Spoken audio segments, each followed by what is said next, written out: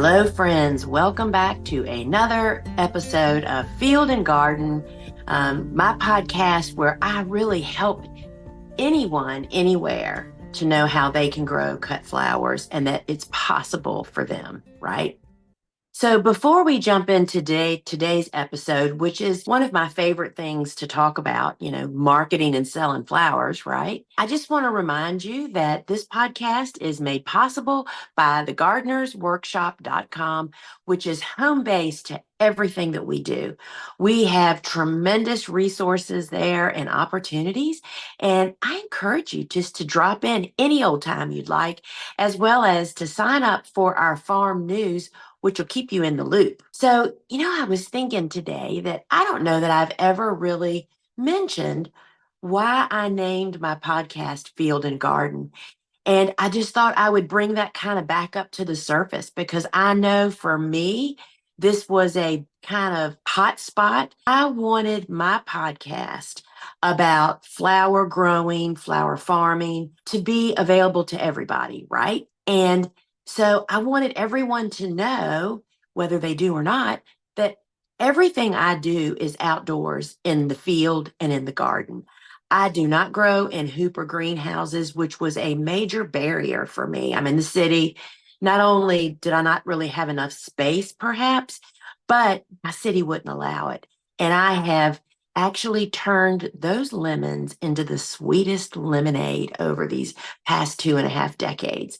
And so that's where Field and Garden came from. In my mind, it said, wow, field and garden, I have a garden or I'm growing in the field. And that people would connect those dots. Whether you do or not, I don't know. But I thought, that is a great starting point. So, friends, today I have named this podcast, and I have notes trying to really keep myself on point to really create a map for you to follow today. Some really takeaway I can do this kind of points. So it's about marketing in your first season as a flower farmer. And so this is being recorded in the fall. We're getting ready to head into the best season of the year to tackle new and things that we might actually consider to be really difficult, right? And there's no better time to market your flowers than before you have buckets of flowers sitting and staring at you, which is when most people, myself included back in the day, I was so caught up in the flower farming, growing part of business that I never even made a plan. I never had surefire bets. And so that helped me to actually flip and to become that flower farmer that I always had more customers than I had flowers. And there is no better position to actually be in. You want to have people clamoring for your flowers before you have the flowers, waiting for the flowers. I mean, think about how awesome it is to a recording artist to be going on the road and to have fans lined up to buy tickets, lined up to get into the doors. And all of that just changes your whole perspective. And it's the same for you. Now, I know I just want to give you a little bit of encouragement before we jump in. I know that the business side of flower farming, which, by the way, is a bigger part of your success than actually growing the flowers, seems really, really hard to most of us. And marketing falls right into that, right? And it feels like it's going to be hard forever. And that's what is the most discouraging part. It's not like, okay, I'm going to vacuum the living room. That is a disaster. And then I'll be done. You don't feel like that. It's not going to be hard forever. You're going to do the job and then move on. Well, what my experience is that facing the hard things, you push through it. And guess what? You either get through it and you have to do it again and again and again. But guess what? It gets easier and easier each and every time that you do it. But let me tell you what happens to most people. After an attempt, sometimes maybe 2 attempts, they quit. And you never realize that there was an end in sight. And I just want to encourage you to keep that at the front of your thought process, that everything that you're going to face in the journey of being that first season or a beginner, or maybe a flower farmer that's hitting the reset button, that these tasks that are they're foreign, right? That's why they seem hard. I totally, especially now at my age, I am appreciating that change is hard. And now I understand why, because you have to do something different. You have to learn something new. Change and facing some of these hard tasks, it is going to get easier. You're going to overcome it, and it always ends. Don't quit. That's all I'm saying to you. Don't quit. Just keep pushing and keep pushing. So, marketing is really about beating the bushes to find customers, the customers that want to buy your flowers. And if it eases your fears, all that marketing is in my mind is, I mean, just if you don't even want to use that word marketing, it's really about kind of educating people about what you do, what you have, where they get it, all of that kind of what makes it possible for them to actually buy flowers from you, and why would they buy flowers from you. So I think there's like 10 points here. And I'm just going to name some of these. So I'm hoping that this will give you the fuel you need to say, oh, I could do that. Right. And I also think of marketing sometimes as kind of like showing off. It's like showing people what you're doing. And friends, I want to mention here that flower farming, people are so interested in what we're doing, how we're doing it, and everything connected to it, right? So don't think, I mean, just imagine if you were a marketer, and you were trying to sell your marketing services. You have to work really hard to dream something up, to encourage people, to bait people, to get people. Y'all, we naturally have all of that stuff in the flower farming world, right? So you're just educating your potential customers. And I'm just going to run through these 10. And I'm hoping that at least one, but I'm thinking you'll find several different areas of what you can talk about, what you can use to market your flowers. And I want to also mention this led and what kind of started me down this rabbit hole. One of the things that we added to flower farming school, I guess probably 2 or 3 years ago, was an image gallery. And the reason we did that is because I do believe that people should market what they're doing and sharing. I mean, you're not selling the flowers yet, but you're getting the word out.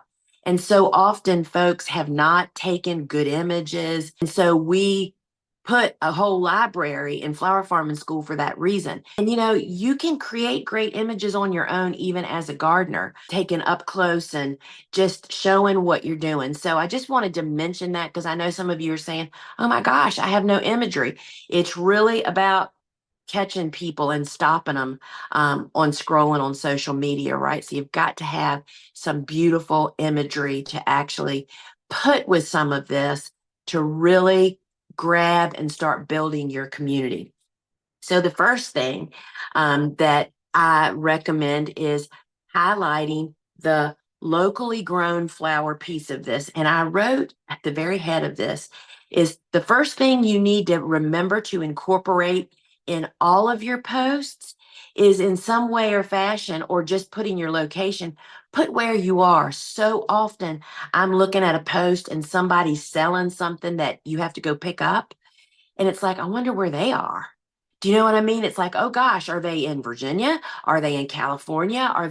So you need to, you might even just start that practice of putting your city and state at the end of every one of your posts when you are selling only a local product. I find that that is a key piece of information that is missing from most people's posts. And then people will say things like, if for me, so I'm in Newport News, Virginia, if I put, I'm in Hampton Roads and put nothing else. Well, Hampton Roads is a nickname, I guess, or a name of the bigger area that I'm in, multiple cities clustered together.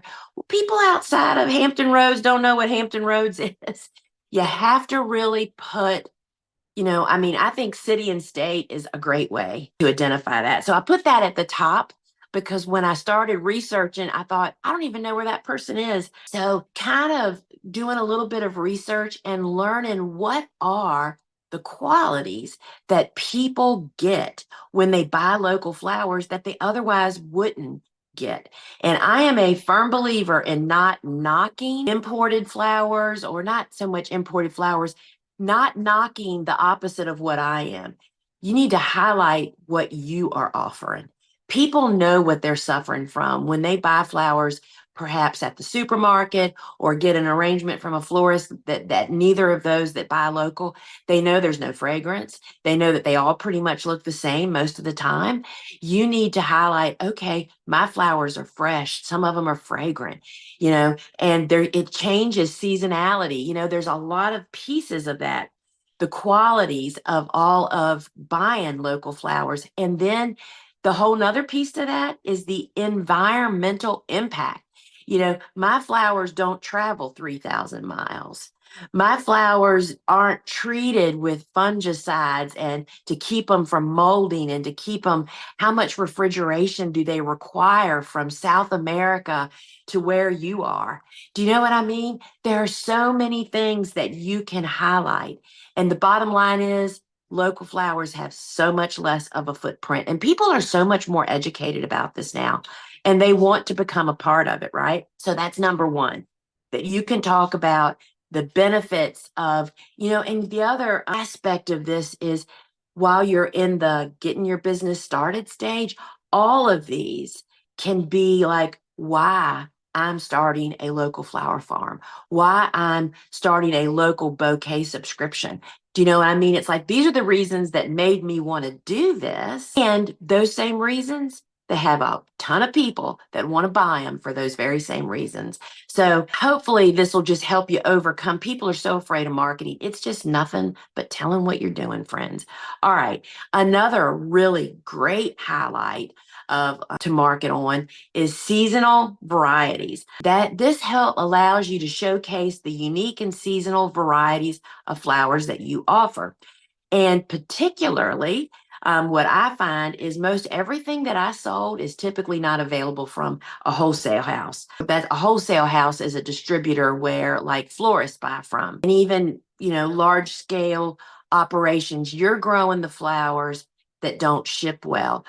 For me, it took me several years to really figure out that zinnias, because zinnias seem so simple, they seem so common, they seem so general, I always underestimated their power. First off, they don't ship, right? And so they're easy to grow in most people's minds, but top quality, gorgeous, big, voluptuous ones, all you have to do is walk through a farmer's market and see that not everybody has mastered growing top quality zinnias. Knowing that the flowers that you're going to be offering are not available from large scale operations or from wholesale houses, and run with that. You know, up, really play up how delicate and gorgeous. I mean, think cosmos. People love cosmos. They will not ship.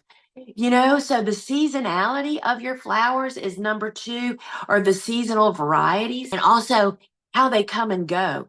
I feel like people kind of really desire seasonality, as they don't realize it, perhaps. It's like, I'm not trying to get zinnias to bloom before their time because we're busy overcoming cool flowers, right?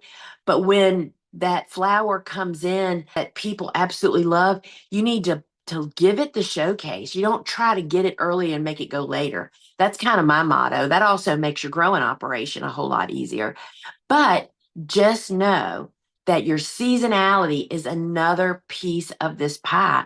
I mean, highlighting this is coming, this is going. Those are all things to talk about to just draw attention to you.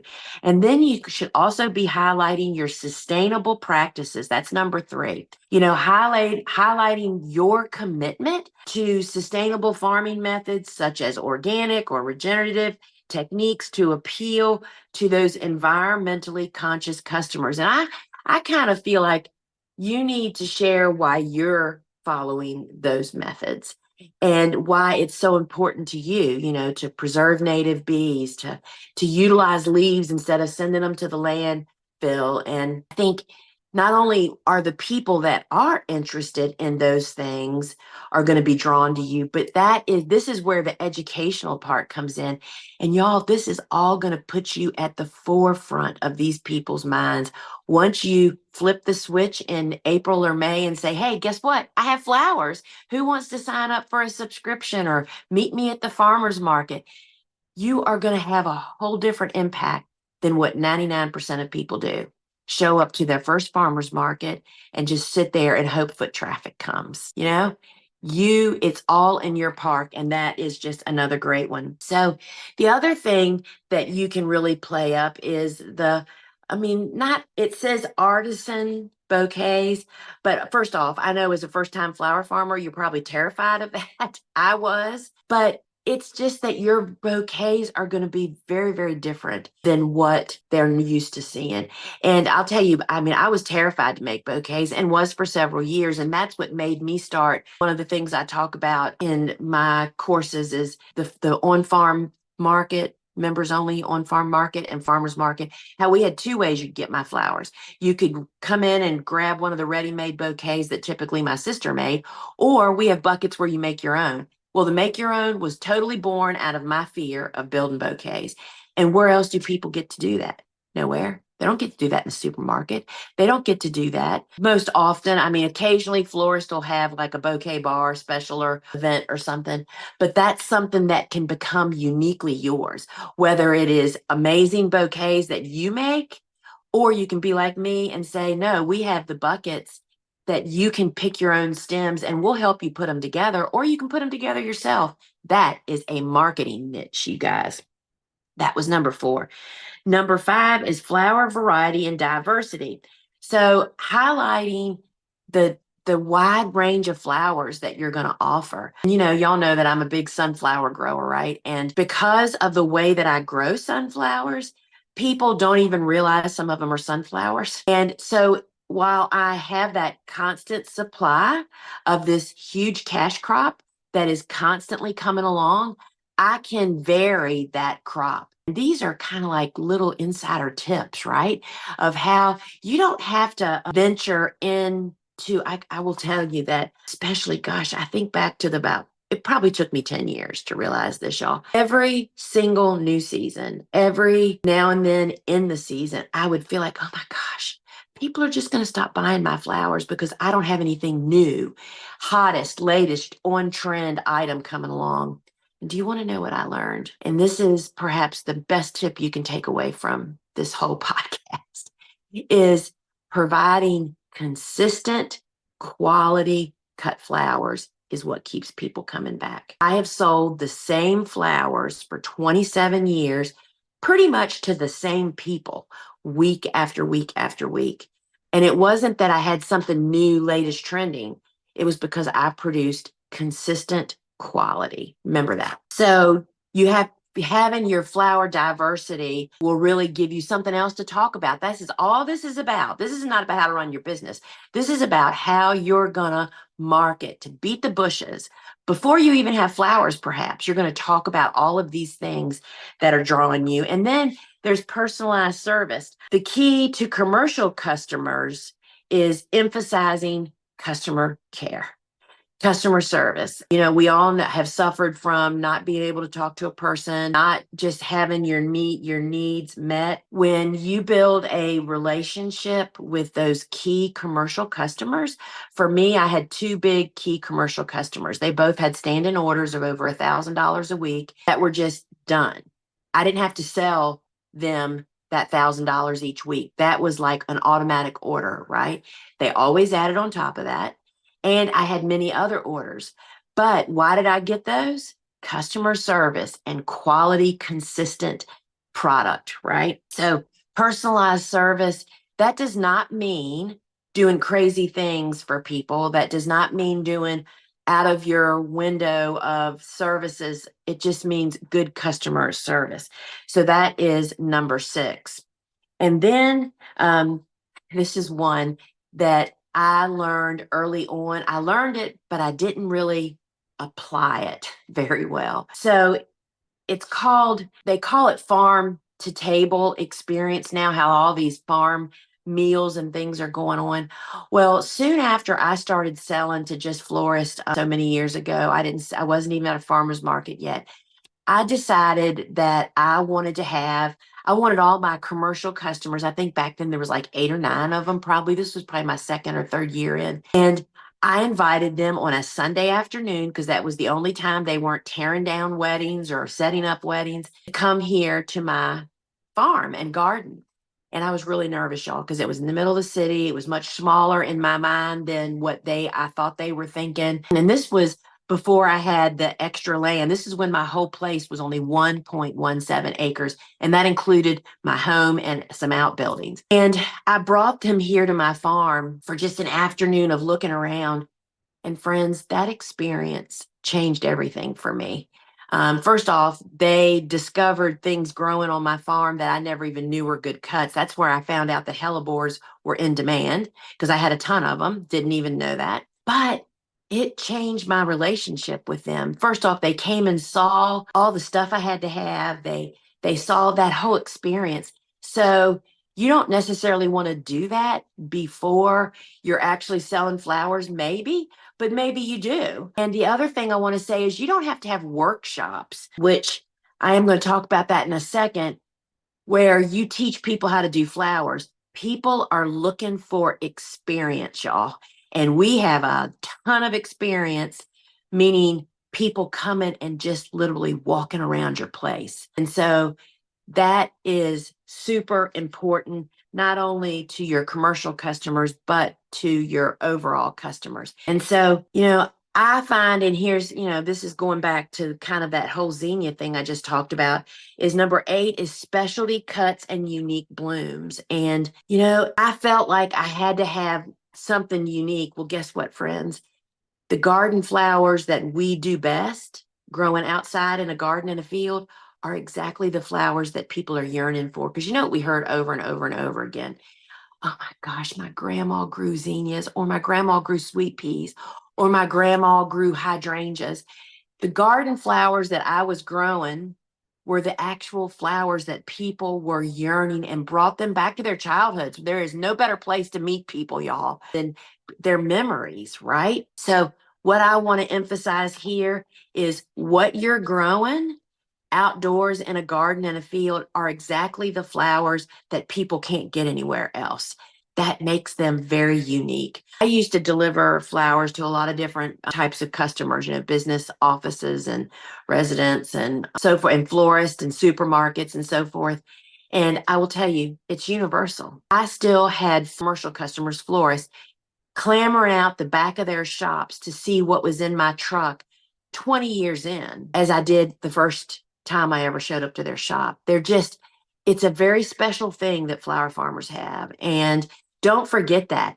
Don't discount what you're doing just because that's what I used to think. I'm just growing zinnias and sunflowers and a bunch of other stuff, but I really discounted them.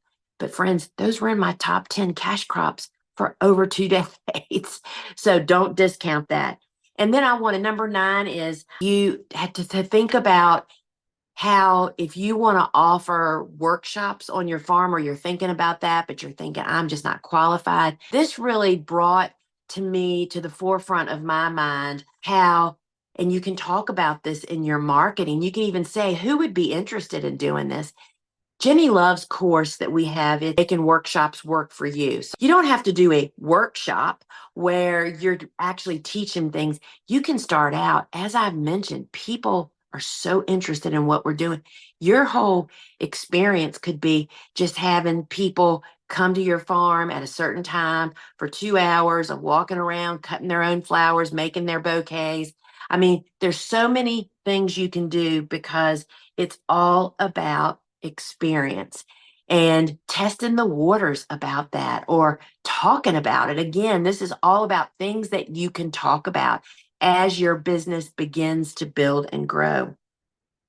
And you can also, number 10 would be to talk about your community involvement. And you can talk about partnerships with local businesses. Like for me, I sold at several little independently owned shops, whether that was consignment or they bought the bouquets, or you go do a pop-up shop there. And, there's so much to talk about here. When people buy from a local farmer, they're keeping their money in the community, from you to the people that maybe work for you. And when you demonstrate that you connect local, it shows and share why you connect local. It helps people understand why they need to connect with you. Just really creates a compelling and authentic marketing message. I mean, if you talk the talk and walk the walk, then that helps people so very, very much. And, you can tailor all of these 10 tips to whatever. I mean, that's a lot of different things to talk about, right? To your business, to what you're thinking about doing, for your farm, for what your target audience is.